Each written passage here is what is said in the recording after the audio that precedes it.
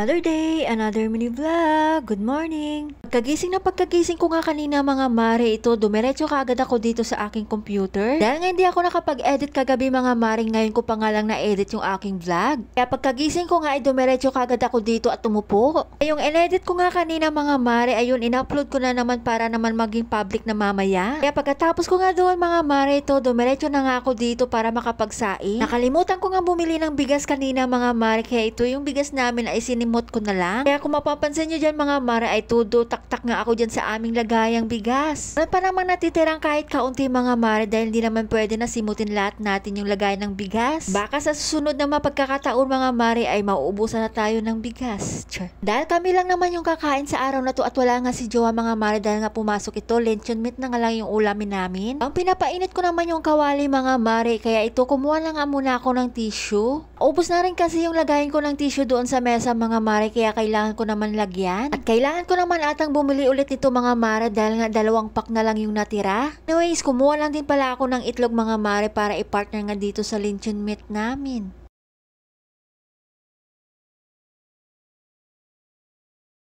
Nang mainit na nga yung kawali mga mare, ito nagprito muna ako ng itlog. Tapos na rin ako sa itlog mga mare, sinunod ko naman ito mga lechon meat. Dahil nga nakaramdam na rin ako ng gutom mga mare, kaya ito kakain lang nga muna ako. Pag kumakain talaga ako sa tanghali mga mare ay ganito talaga karami yung kanin na nilalagay ko. Dahil pagdating naman ng gabi mga mare, hindi naman talaga ako nakain ng kanin.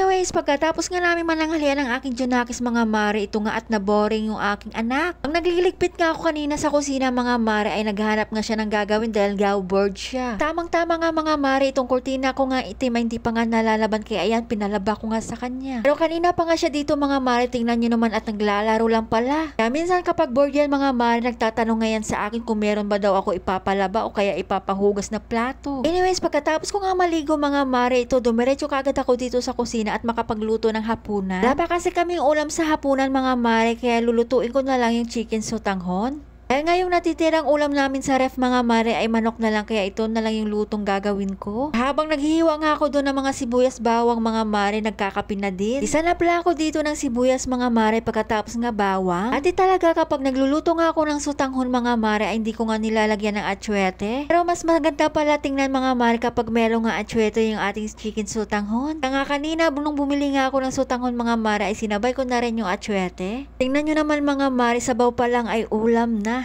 Char. Medyo mahaba-haba nga itong noodles niya mga mare, kaya yan ginupit-gupit ko muna. Kapag tag-ulan talaga mga mare, ito talaga yung masarap na uulamin o kaya merienda. Tinimplahan ko na lang pala dyan mga mare at hindi ko na nga naipakita sa inyo dahil siguro alam nyo naman yung pagluluto. Siya, hanggang dito na lang yung aking mini vlog sa araw na to mga mare at salamat sa pagsama sa araw na to. Yan lang. Bye! God bless!